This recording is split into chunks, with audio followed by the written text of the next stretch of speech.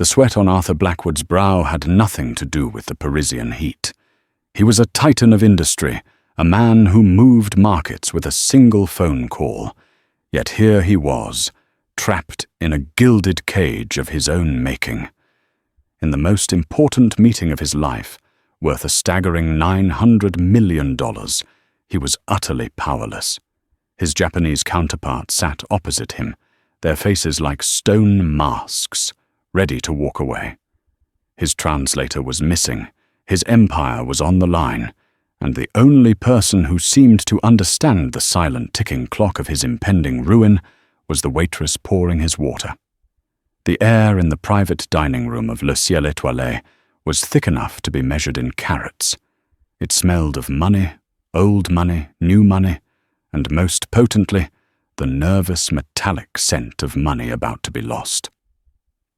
Arthur Blackwood, founder and CEO of Blackwood Capital Partners, felt a single bead of sweat trace a cold path down his temple.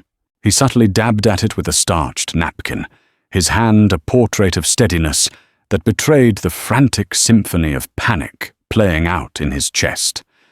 He was a man accustomed to control. His world was a meticulously calibrated machine of schedules, analytics, and outcomes he had predetermined. His Gulfstream G700 was fueled and ready before he even knew his destination. His suits were Savile Row, his watches were Patek Philippe, and his assistants were clairvoyant. But today the most critical gear in his machine had snapped. His translator, a prim and unflappable man named George, was gone. Vanished. A single cryptic text message sent an hour ago was all he had. Medical emergency, unavoidable. My deepest apologies. Apologies wouldn't salvage a deal that was already hanging by a thread. Across the polished mahogany table sat Mr. Kaito Tanaka and his two lieutenants from Tanaka Precision Manufacturing. They were the old guard of Japanese industry, a company that had been making high-precision components since before Arthur's grandfather was born. Arthur wanted to acquire them to integrate their peerless technology into his aerospace portfolio.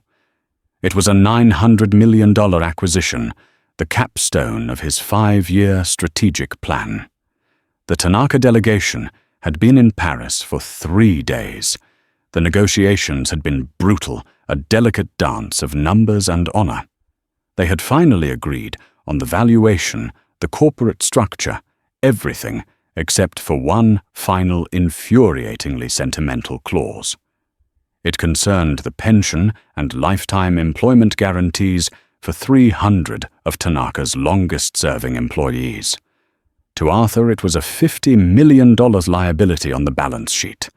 To Mr. Tanaka, it was a matter of giri, a complex Japanese concept of duty and social obligation that Arthur's Wharton MBA had never prepared him for. Today was supposed to be the final handshake.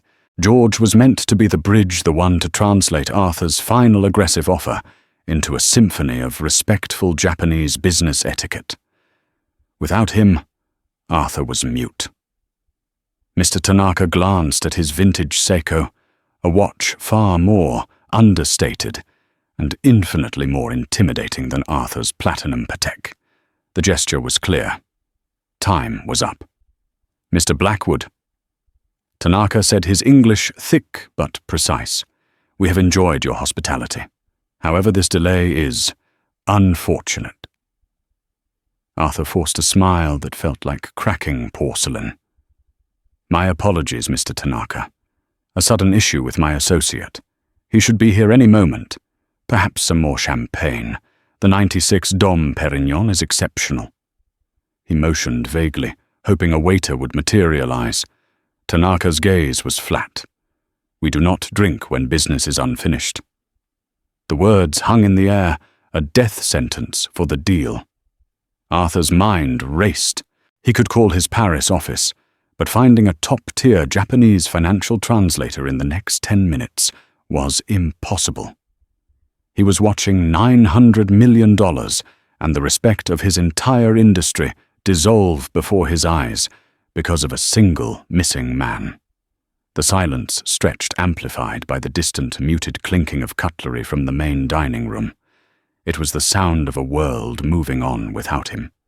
Each tick of the ornate grandfather clock in the corner of the room was a hammer blow to his composure.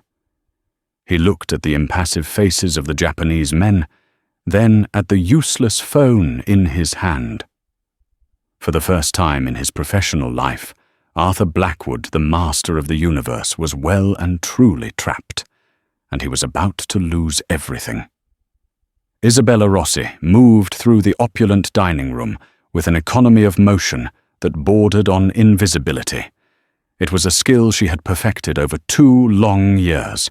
To the patrons of Le Ciel Étoilé, she was just a part of the seamless Michelin-starred service, a hand that refilled a glass, another that cleared a plate, a quiet presence that never intruded.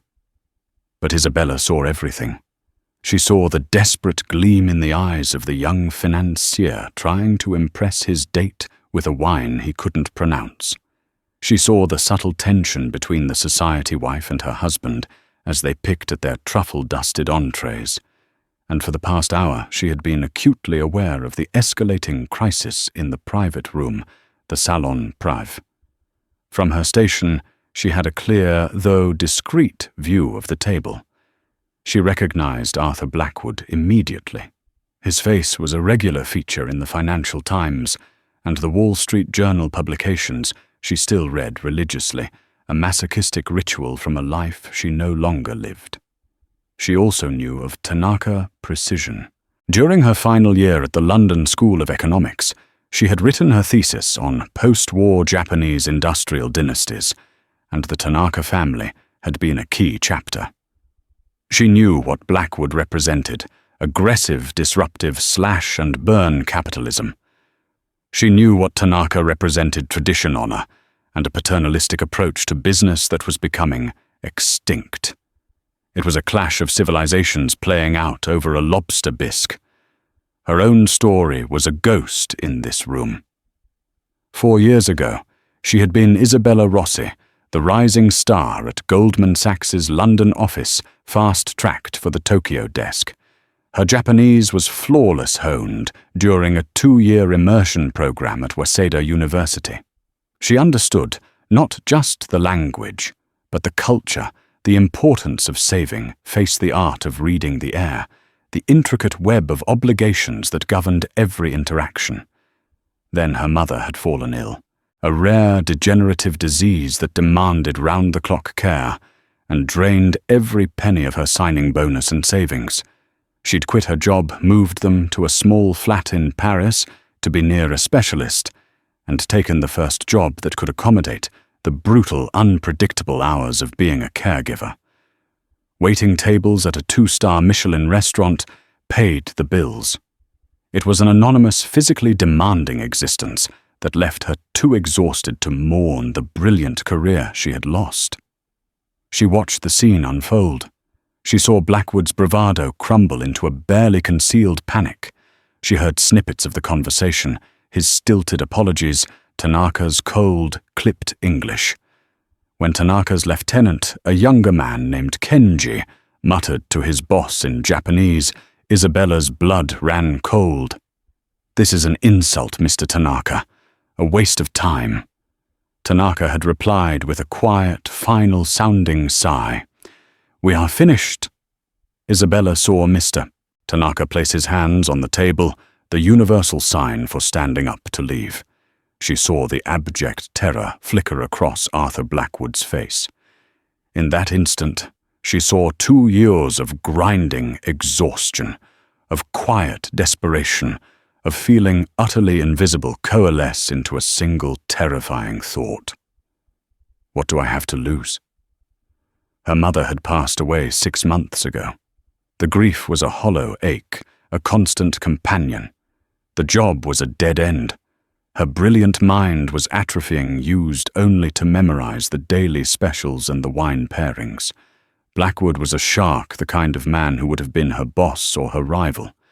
She owed him nothing, but her thesis on Tanaka Precision came flooding back the company's post-war rebuilding, its commitment to its workers, the story of the founder's promise to his first employees that they would always have a place. That was what this was about. She knew it in her bones. And she knew that Blackwood, with his American focus on shareholder value, would never understand it on his own. Mr. Tanaka began to push his chair back. Blackwood's face went pale.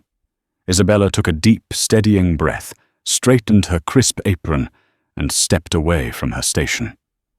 She ignored the frantic, questioning look from the restaurant's maitre d'. Every instinct screamed at her to stay invisible, to not risk the only security she had. But a different, long-dormant instinct took over the instinct of a strategist, a problem solver, the woman who had graduated top of her class.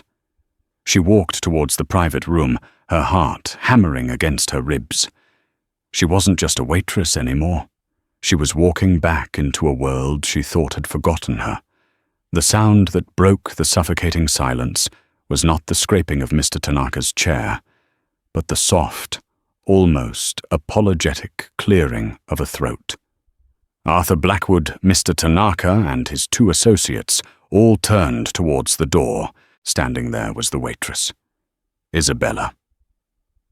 Arthur vaguely registered her from earlier, a fleeting presence, refilling his water glass. She was tall, with dark hair pulled back in a severe but elegant knot, and eyes that held a startling, intelligent depth. He was about to wave her away, to snarl something about privacy, when she spoke. Her words were not directed at him. She addressed Mr. Tanaka directly, bowing her head slightly in a gesture of perfect formal respect. "Mr. Tanaka, my sincerest apologies for this intrusion. Might I have a moment of your time?" The effect was instantaneous and seismic. The 3 Japanese men who had been seconds from walking out froze. Their expressions shifted from stony impatience to utter bewilderment. Mr. Tanaka stared at her, his eyes narrowing. It wasn't just that she was speaking Japanese, it was the way she spoke it. Her pronunciation was flawless, her cadence and use of keigo honorific speech was that of a native, highly educated speaker. Arthur was equally stunned, but for a different reason. He felt a surge of irrational hope, so fierce it made him dizzy. "What did you just say?" he demanded, his voice a harsh whisper. Isabella didn't look at him. She kept her focus entirely on Mr. Tanaka, maintaining the crucial protocol of addressing the most senior person in the room. Mr. Tanaka replied, his voice laced with cautious curiosity. "And you are? My name is Isabella Rossi," she said, still in Japanese. "I am a humble servant of this establishment. However, I overheard your conversation and sensed a misunderstanding was about to cause great inconvenience. If Mr. Blackwood's translator has been unexpectedly delayed, perhaps I could be of temporary assistance to ensure this important meeting is not wasted." She chose her words with surgical precision. She didn't offer to translate. She offered to be of assistance. She didn't call the situation a problem, but an inconvenience. She framed her intervention as an act of service to them to save their valuable time. It was a masterclass in Japanese cultural diplomacy. Kenji, the younger associate, scoffed quietly. "A waitress, Tanaka-sama, this is absurd." But Mr. Tanaka held up a hand, silencing him. He studied Isabella for a long moment. He saw not a servant, but a woman of immense poise. He was a man who had built an empire on his ability to judge character, and something about this woman was extraordinary. He gave a slight, almost imperceptible nod. "Very well, Rossi-san. Please join us." Isabella inclined her head again, then finally turned to Arthur Blackwood. Her expression was now coolly professional. "Mr. Blackwood, with Mr. Tanaka's permission, I will facilitate your conversation. Please speak slowly and clearly. I will convey your meaning, not just your words." Arthur was speechless. He simply nodded, his mind reeling. The maitre d' was now hovering at the doorway, his face a mask of horror, at this catastrophic breach of protocol. Isabella gave him a look, calm, firm, and utterly in control, and he retreated as if he'd hit a glass wall. She pulled an unused chair to the corner of the table, positioning herself slightly behind and between the two parties, a neutral bridging position. The dynamic in the room had been irrevocably altered. A moment ago, it had been a standoff between two titans. Now the nexus of power had shifted to a waitress in a black apron. "Mr. Blackwood," she said, her voice now crisp English, "please restate your last proposal for Mr. Tanaka." Arthur's throat was dry. He took a sip of water. He looked at Isabella, truly looked at her for the first time. The desperation in his chest hadn't vanished, but it was now joined by a profound sense of awe and disbelief. He had been drowning, and a hand had reached out from the most unexpected place imaginable. "All right," he began, his voice regaining its familiar tone of authority, but with a new undercurrent of caution. "Mr. Tanaka, my offer for the Employee Legacy Fund is $50 million. A final offer. It's a generous severance package that—" Isabella held up a hand, a small, subtle gesture, but it stopped him cold. "Forgive me, Mr. Blackwood," she said softly. "May I suggest a different approach? The word severance implies an ending, a termination. This is a concept that may not align with Mr. Tanaka's view of his obligation." Arthur stared at her, his ego bristling at being corrected, but the logic in her words was undeniable. He had been trying to smash through a brick wall. She was showing him there might be a door. "What do you suggest?" he asked, the question itself a monumental concession. "Let me frame it," she said. "Please allow me." He nodded. Isabella turned back to the Japanese delegation.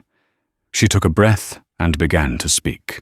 Arthur Blackwood didn't understand a single word, but he watched, mesmerized, as the tension began to leak out of the room, replaced by something he hadn't felt in days, the possibility of success. What Arthur Blackwood witnessed over the next hour was not translation.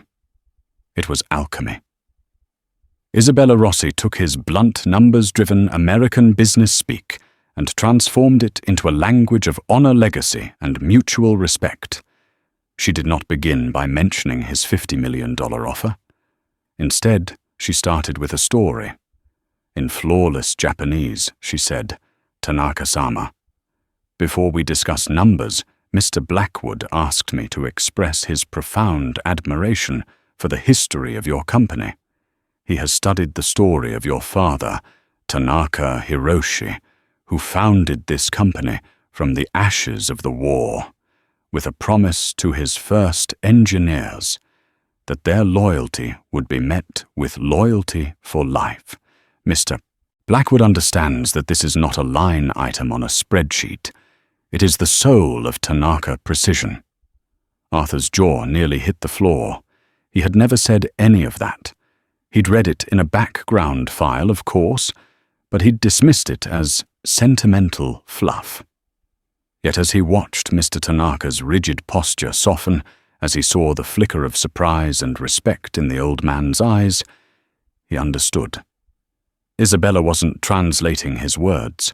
She was translating his intent and improving it tenfold. She let the statement hang in the air before continuing. "Mr. Blackwood does not wish to sever this legacy. He wishes to honor it in a way that ensures its future. He proposes not a severance package, but the creation of the Tanaka Hiroshi Legacy Fund." She then took Arthur's proposal and completely reframed it. The $50 million was no longer a payout to get rid of a liability. In her telling, it became the foundational investment, a tribute from Blackwood Capital to create a trust. This trust wouldn't just be for pensions. She proposed it could also fund retraining programs, educational grants for the employees' children, and seed funding for any of the veteran employees who wished to start their own small businesses after retirement. She was building a bridge plank by plank over the cultural chasm that separated the two men. When she explained the concept to Arthur in English, she was ruthlessly efficient. They aren't concerned with the amount as much as the principle of Giri, the lifelong obligation. Your offer felt like a payoff to discard them. My proposal frames it as a continuation of their service to the company, investing in their future and their families' futures. It preserves their dignity. Arthur was stunned. Can we do that trust fund with grants? It's your money, Mr. Blackwood. You can structure the fund however you wish. The legal framework is simple. The cultural impact, however, is monumental. He nodded slowly, processing the brilliance of it. It was the exact same amount of money, but the meaning was entirely different. It was no longer a cost. It was an investment in goodwill. The negotiation became a three-way conversation with Isabella at its heart. Mr. Tanaka, now fully engaged, began asking questions in Japanese. And who would administer this fund? We cannot allow our people's future to be managed by foreign speculators. Isabella turned to Arthur. Mr. Tanaka is concerned about oversight. He fears a loss of control over the employees' welfare. Arthur, now catching on, saw the opening. Tell him the fund will be co-managed. A board with 3 of my executives and 3 of his. He can even be the honorary chairman. As Isabella relayed this, a true smile touched Mr. Tanaka's lips for the first time. The offer of a co-managed board with him as chairman was an immense sign of respect. It gave him continued involvement and protected his honor. There was one final sticking point. Kenji, the younger, more skeptical associate, raised a point. This is all well and good. But what guarantees do we have that once the acquisition is complete, Blackwood-san will not dissolve this fund in 5 years? Isabella presented the challenge to Arthur. They need a guarantee of permanence. Arthur didn't hesitate. This was territory he understood.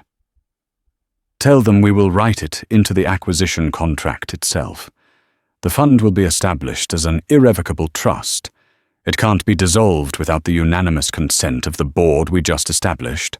It will be legally ironclad, protected under both US and Japanese law. When Isabella translated this final piece, the deal was done. The legal guarantee of an irrevocable trust was the master stroke. It took the verbal promise of honor and solidified it with the legal force Blackwood respected. Mr. Tanaka stood up. Arthur stood with him, his heart pounding. The old man looked not at Arthur, but at Isabella. He spoke to her in Japanese. Rossi-san, you have not merely translated words. You have translated spirit. In my 40 years of business, I have never witnessed such skill. You have the heart of a Japanese and the mind of a Western strategist. He then turned to Arthur and extended his hand. Mr. Blackwood, we have a deal. Arthur gripped his hand firmly, a wave of relief so powerful it almost buckled his knees, washing over him. Thank you, Mr. Tanaka. You will not regret this. As the Japanese delegation gathered their things, preparing to leave, Arthur Blackwood looked at Isabella Rossi, who was standing quietly by the side, her work done. He had come into this room to close a $1 million sticking point on a near $1 billion deal. He had been about to fail spectacularly. And this waitress, this complete unknown, hadn't just saved him. She had improved his deal, protected his reputation, and schooled him in a form of business he had never understood. The question was no longer how he had gotten so lucky. The question was who in the world was she? Once Mr. Tanaka and his team had departed, leaving a palpable silence in their wake, the adrenaline began to recede from Arthur's system, replaced by a profound sense of dawning reality. He sank back into his chair, the plush leather barely registering. He had just pulled his company back from the brink of a catastrophic, humiliating failure, and he owed it all to her. Isabella was quietly gathering the water glasses, her movements as precise and unobtrusive as they had been before the world had turned on its axis. She was retreating back into her role as a waitress, her posture and expression becoming once more deferential and anonymous. Arthur couldn't allow it. "Stop," he said. The word was sharper than he intended. She froze a glass in her hand. "Please," he added, softening his tone. "Sit down." She hesitated for a fraction of a second before placing the glass on her tray and taking the seat opposite him, the one Mr. Tanaka had just vacated. She sat poised on the edge of the chair, her back perfectly straight. She was no longer a waitress, nor was she the powerful negotiator. She was an enigma. Arthur took out a checkbook from the inner pocket of his jacket, a tool he rarely used, but kept for moments that required a certain theatricality. He uncapped his Mont Blanc pen. "I don't even know how to begin to thank you," he said, his voice raw with sincerity. "You didn't just save the deal. You may have saved my company's entire expansion strategy. What you did in here, it was genius." He started to write. "I'm going to write you a check. I want you to tell me the number. And don't be modest. Whatever you think your service was worth, I'll double it." Isabella watched the pen hover over the paper. Her expression was unreadable. "That won't be necessary, Mr. Blackwood." Arthur paused, pen in mid-air. "Excuse me. This restaurant adds a standard 20% service charge to the bill for private rooms. I am an employee here. That will be sufficient." Arthur let out a short, incredulous laugh. "A service charge? You just brokered a $50 million compromise that secured a $900 million acquisition, and you're talking about a service charge. I was thinking of a number with at least 6 zeros. He gestured with his pen. $1 million. Right now, for your time." He expected tears, shock, gratitude. He got none of it. Isabella's gaze was calm and direct. "Mr. Blackwood," she said, her voice quiet but firm, "I appreciate the sentiment, truly, but I cannot accept your money." He was floored. In his world, everyone had a price. It was the first rule of business. Refusing $1 million check was not just unusual, it was unnatural. Why not? "Because what I did in here was not the service of a waitress," she explained. "It was the work of a financial strategist and a cross-cultural consultant. That work has a price, but it isn't a tip written on a check in a moment of gratitude. It's an invoice, it's a contract, it's a career." The pieces began clicking into place in Arthur's mind. The flawless Japanese, the understanding of Giri, the strategic reframing of his offer. This was no coincidence. "You're not a waitress," he stated the words, a realization rather than a question. "For the past 2 years, that is exactly what I have been." She counted a flicker of old pain in her eyes. "It is honest work, but it is not who I was, and it is not who I intend to be." Arthur put the checkbook away, his curiosity now fully ignited. This was better than any deal. This was a discovery. "All right," he said, leaning forward, all his predatory business instincts now focused on her. "Forget the check. I'm offering you a job. Right now. Blackwood Capital Partners. Name your position. Head of my Asian Markets Division. Senior consultant. You'll report directly to me. Name your salary. Whatever you were on track to make it." He paused, guessing. "Goldman or JP Morgan, I'll triple it. A 7-figure signing bonus. A relocation package to our New York headquarters." It was the offer of a lifetime. A golden ticket out of her apron and back into the world she was built for. He watched her face, expecting to see the resolve finally crack, to see the ambition she was so clearly hiding burst forth. Instead, she gave him a small, sad smile. "Thank you, Mr. Blackwood. It's a generous offer. But I must decline." The refusal hit him harder than the first. The money he could almost understand as a matter of pride. But refusing a career, a position of power she had so masterfully demonstrated she deserved. It made no sense. "Why?" he asked, genuinely bewildered. "You're telling me you'd rather stay here serving champagne and clearing plates. I don't want to be the lucky waitress you discovered," she said, her voice clear and without a trace of self-pity. "The corporate curiosity you pulled out of a restaurant. If I ever return to that world, I will do it through the front door on my own terms. Not as a story you tell at dinner parties." With that, she stood up. "The bill for the room and your meal will be sent to your office. It was a pleasure to be of service, Mr. Blackwood." She gave another small, polite bow and turned to leave. Arthur Blackwood sat alone in the silent room, surrounded by the debris of a multi-million-dollar victory. He had won the battle with Tanaka precision, but he had just been utterly, comprehensively outmaneuvered by Isabella Rossi. And he was more intrigued than ever. He had to know her story. He had to understand why the one person he couldn't seem to buy was the one he now felt he couldn't afford to lose.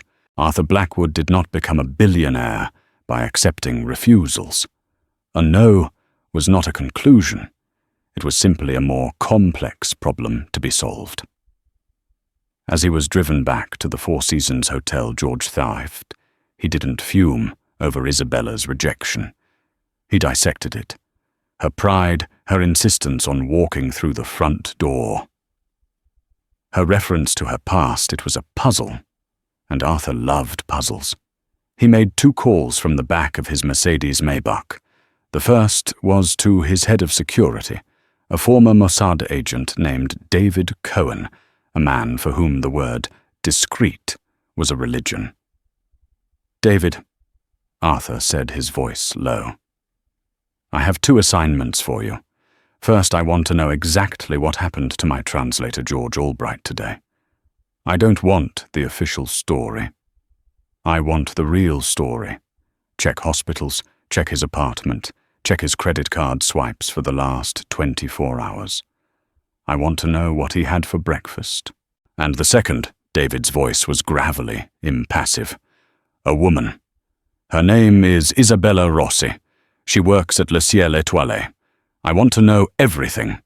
Education, work history, family, what she had for breakfast, everything. I want the file on my desk by morning. And David, be invisible." The second call was to his legal team in New York.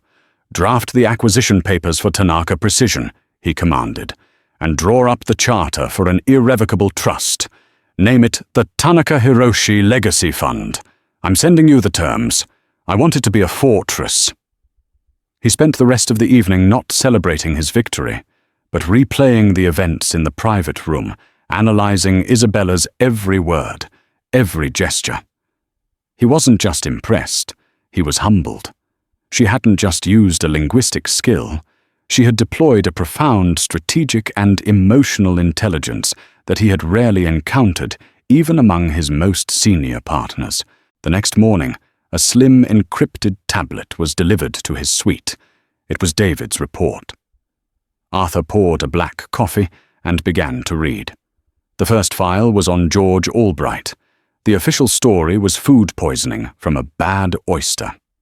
The reality, as David had uncovered through interviews and a discreetly accessed security camera from a nearby cafe, was far more sinister. George had eaten lunch alone, a sandwich he'd brought from home. But he'd accepted a gifted bottle of water from a courier who claimed it was a complimentary gesture from a local deli. The water had been laced with a fast-acting, but non-lethal emetic agent. The courier's trail went cold, but the shell company that paid him was traced back through 3 layers of corporate obfuscation to a holding company owned by Vance Global Acquisitions, Cyrus Vance. Arthur felt a cold fury settle in his gut. Vance was his arch-rival, a corporate raider with the morals of a rattlesnake. They were the 2 apex predators in the same jungle, constantly circling each other's deals. Sabotaging a translator to blow up a negotiation at the last second was exactly Vance's brand of dirty, brilliant warfare. Vance knew Arthur's weakness, his over-reliance on his key people, and his absolute lack of Japanese language skills. The plan was perfect. It should have worked. The only reason it didn't was Isabella Rossi. He opened the second file. The title read, Rossi Isabella Maria. The report was thorough.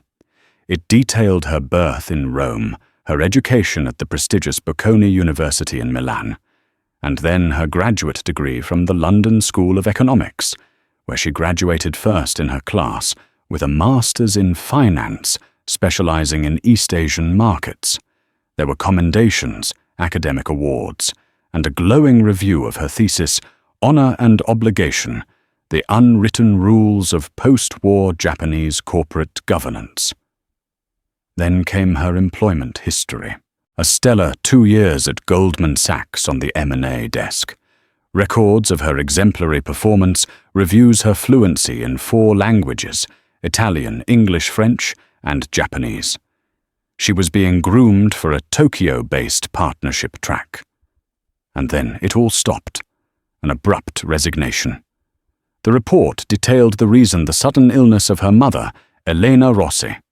It included the astronomical medical bills from a private clinic in Paris, the sale of her small London flat, and finally, her employment record at Le Ciel Étoilé, which coincided with her mother's admission to the clinic. It even included a copy of her mother's death certificate from 6 months prior. Arthur leaned back, the tablet resting on his lap. The puzzle was solved. The picture was now complete and utterly heartbreaking. This wasn't a woman with foolish pride. This was a fallen champion, a brilliant mind derailed by tragedy and duty. Her refusal of his money and his job wasn't arrogance. It was the defiant act of someone who had lost everything and was determined to rebuild her life on a foundation of her own making, not on a handout.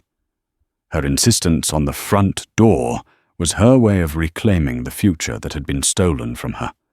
He now understood. His first offer had been an insult, however unintentional. He had treated her like a lottery winner. He had offered to make her a rich ex-waitress. But Isabella Rossi wasn't a waitress. She was a peer. The knowledge of Vance's sabotage added a new, dangerous dimension to the situation. Vance's plan had failed, and he would want to know why. He would inevitably trace it back to the mysterious Translator who had appeared out of nowhere. Isabella wasn't just an asset now. She was a target. She had inadvertently stepped into the middle of a war between 2 billionaires. Arthur picked up his phone. He knew what he had to do. His next offer would be different. It wouldn't be a job. It would be an alliance.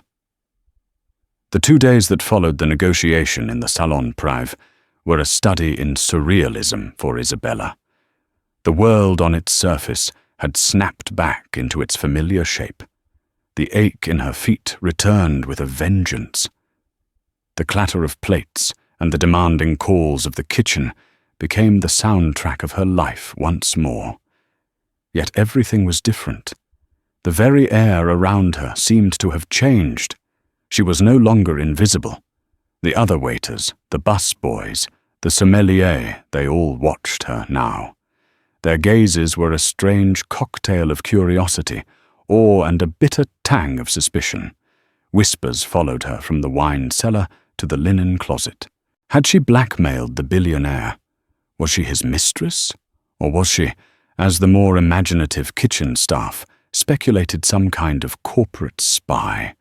A deep-cover agent planted in the restaurant for just such an occasion. The maître de man who had once treated her with dismissive condescension now scurried out of her path, his face a mask of anxious deference.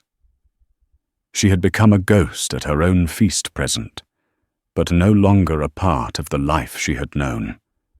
The anonymity that had been her shield for 2 years had been shattered, leaving her feeling exposed and strangely lonely.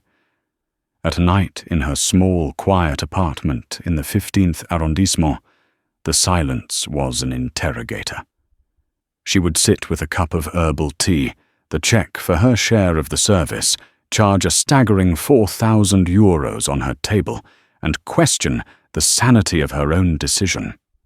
$1 million, a senior position at one of the world's most powerful private equity firms. A 7-figure salary. She had refused it all. Was it pride? Yes, undeniably. But it was something deeper too. It was a fierce, protective instinct over the tattered remnants of the woman she had once been.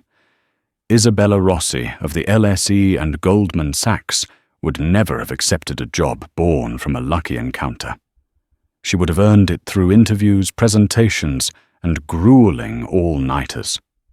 To accept Arthur Blackwood's impulsive, gratitude-fueled offer would have felt like a betrayal of that woman, an admission that she could only re-enter that world as a fluke. Still, doubt was a persistent weed. She opened her laptop and scrolled through financial job postings on LinkedIn. Senior analyst, associate vice president. Each one listed requirements she easily met, followed by the unspoken prerequisite she lacked a continuous, upwardly mobile career trajectory. Her 2-year gap, filled with caregiving and waitressing, was a chasm on her resume. She was a brilliant strategist, but in the rigid, unforgiving world of high finance, she was damaged goods. The front door she had so proudly spoken of seemed to be barred and bolted. The weight of her refusal of her pride began to feel less like a shield and more like a cage. On the 3rd day, as she was polishing cutlery for the dinner service, a woman approached her station. She was not a customer. Dressed in a flawlessly tailored Tom Ford suit, with an earpiece so discreet it was almost invisible, she radiated the quiet, lethal competence of a high-level executive assistant. Ms. Rossi, the woman, asked, her voice low and direct. "Yes," Isabella replied, placing a fork down carefully. "My name is Catherine. I am Mr. Blackwood's executive aide. He requests the pleasure of your company at your earliest convenience. He wished for me to convey that the subject is not a renewal of his previous offer, but a matter of operational security pertaining to the Tanaka acquisition." The message was a masterstroke of corporate communication. It was professional, respectful, and intriguing. It bypassed her pride by framing the meeting as a consultation, appealing to her intellect and her sense of responsibility for the deal she had helped close. The phrase operational security sent a small shiver down her spine. It hinted at complexities and dangers that went far beyond a simple business transaction. "I finish my shift in 1 hour, Isabella said.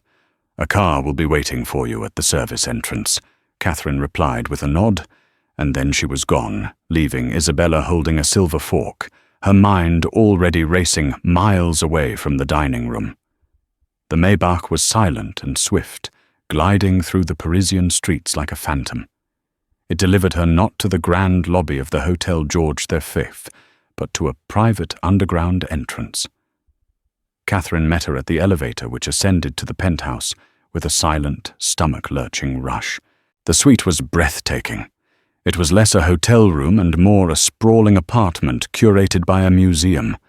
A massive Joan Mitchell painting exploded with color over a minimalist fireplace, and the floor-to-ceiling windows framed the Eiffel Tower, its lights beginning to sparkle against the deepening twilight. Arthur Blackwood was not dressed for business. He wore a simple grey Henley and dark trousers, and he was holding a glass of what appeared to be whiskey.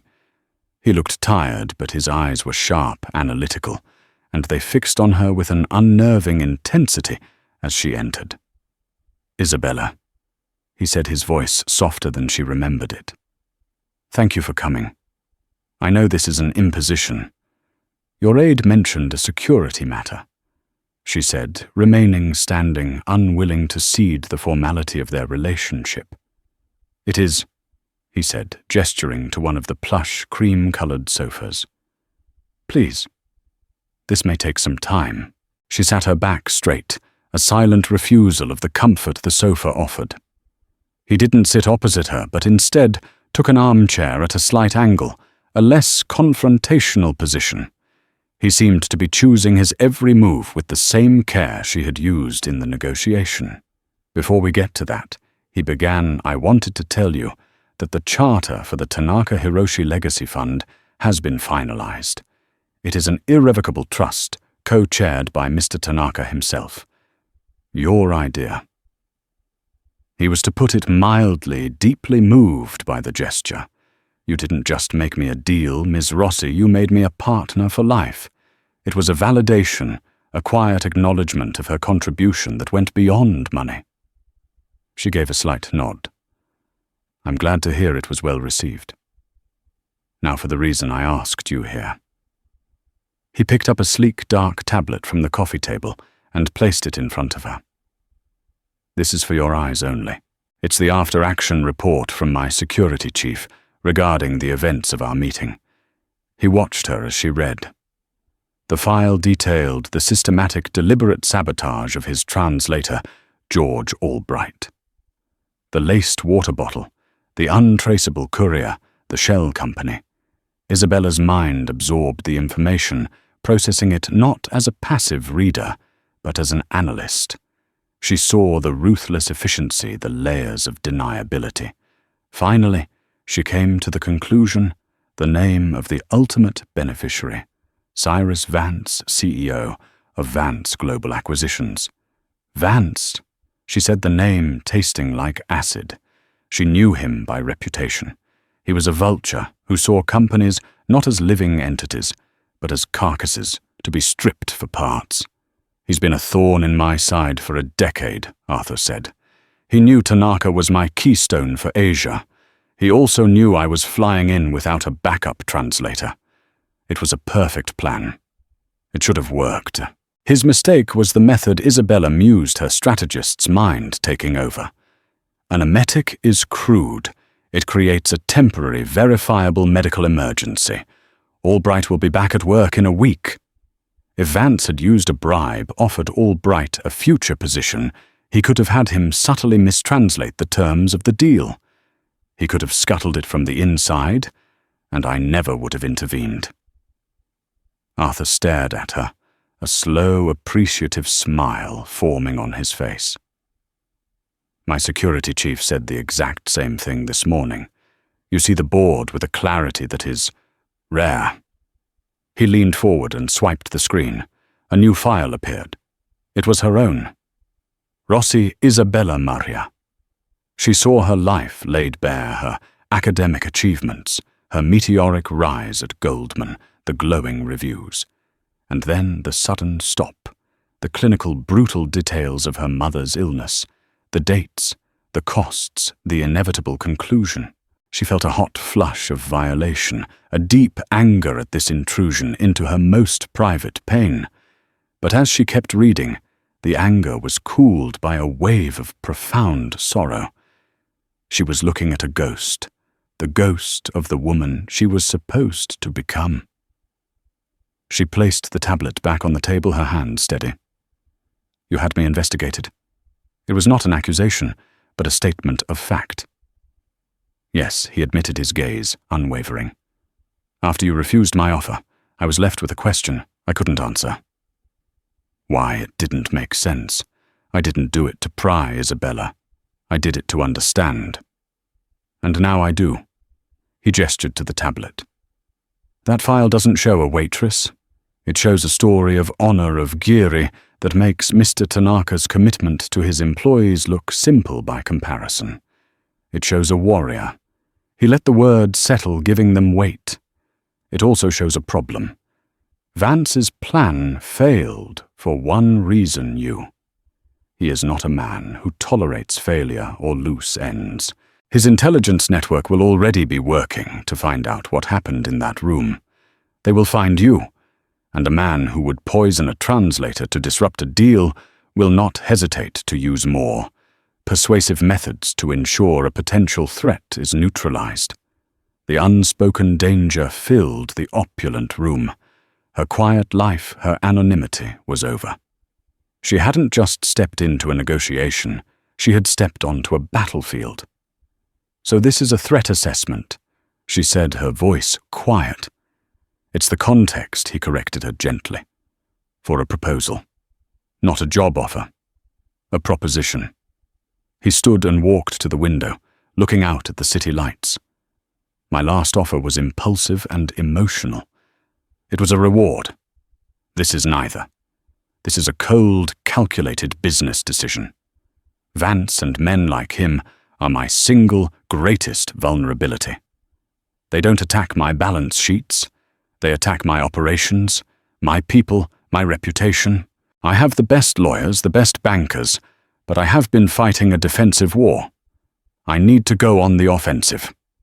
He turned back to face her, his eyes blazing with purpose.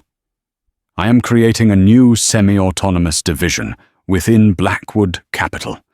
Its mandate is simple strategic intelligence and competitive countermeasures. It will be our sword and our shield. It will anticipate threats, expose vulnerabilities in our rivals, and protect our interests through any means necessary. It will be more agile than a corporate security department, and more ruthless than a legal team." He paused, his gaze locking with hers. "I am not offering you a job in this division, Isabella. I am asking you to be my founding partner in creating it. You won't report to a board. You'll report only to me. I will provide an initial operating budget of $100 million.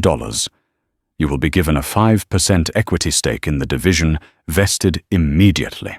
You will build your own team from the ground up. Analysts from the CIA, forensic accountants from the Big Four, operatives like David Cohen. You will have full operational autonomy. Your first mission," he said, his voice dropping, "will be to turn the tables on Cyrus Vance. I don't just want to protect myself from him. I want to dismantle him." The offer was audacious, breathtaking in its scope. He wasn't offering her a ladder back into her old world. He was giving her the tools to build a new one. He had addressed her pride, not by ignoring it, but by raising the stakes so high that pride was no longer relevant. This was not a gift. It was a challenge, a declaration of war. He was offering her the one thing she craved more than money or status, a worthy problem to solve. She stood and walked to the window, standing beside him, though not too close.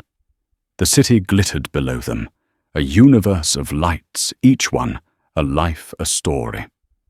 For 2 years, she had been one of the anonymous ones. He was offering her a chance to be a force that moved them. "I have one condition," she said, her voice as calm as the still air in the room. "Name it," he said without hesitation. "The division will be based here, in Paris, not New York. The war you're describing is global. We need to be positioned at the crossroads, not in the fortress." It was a test, a small strategic assertion of the autonomy he had promised. Arthur Blackwood looked at her, and for the first time he didn't see the waitress or the strategist or the grieving daughter. He saw his equal. He saw the partner he didn't know he needed. A genuine smile, free of calculation, touched his lips. "I'll have the corporate real estate team send you a list of available office spaces in the morning. Welcome aboard, Ms. Rossi." He walked back to the table and picked up a second identical tablet, holding it out to her. "Since you've accepted, we might as well begin." Isabella took it. The screen lit up, displaying a complex network diagram. At its center was a photo of Cyrus Vance. Branching off were dozens of nodes holding companies, key personnel, political connections, rumored assets. "This is everything my team has on Vance's entire operation," Arthur said. "It's a fortress. Where do we even begin to attack it?" Isabella's eyes scanned the diagram, her mind already moving, connecting points, seeing patterns. The exhaustion of the last 2 years, the grief, the doubt, it all burned away, replaced by the white-hot fire of pure, focused intellect. A hunter's gleam entered her eyes. She looked up at him. "Every fortress has a crack, Mr. Blackwood," she said, her voice filled with a newfound dangerous confidence. "And the weakness of a man like Cyrus Vance is that he thinks he has none. We don't start by attacking his business. We start with the one thing he can't control." She tapped a small, seemingly insignificant node on the chart, a name with no corporate affiliation. "We start with his ego." And so the story of the billionaire and the waitress came to an end, but the story of Arthur Blackwood and Isabella Rossi was just beginning. It's a powerful reminder that the most brilliant minds and the strongest characters can be found in the most unexpected of places. It shows us that true value isn't always listed on a stock exchange, and that sometimes the greatest opportunities arise not from our plans, but from the moments when our plans fall apart. It's a story about honor, second chances, and the incredible power of seeing people for who they truly are, not just the role they happen to be playing. What did you think of Isabella's journey? Have you ever seen someone's hidden talent shine through in a crisis? Let us know in the comments below. We read every single one. If this story inspired you, please hit that like button, share it with someone who needs to hear it, and most importantly, subscribe to our channel for more true life stories of triumph and transformation. Thank you for listening.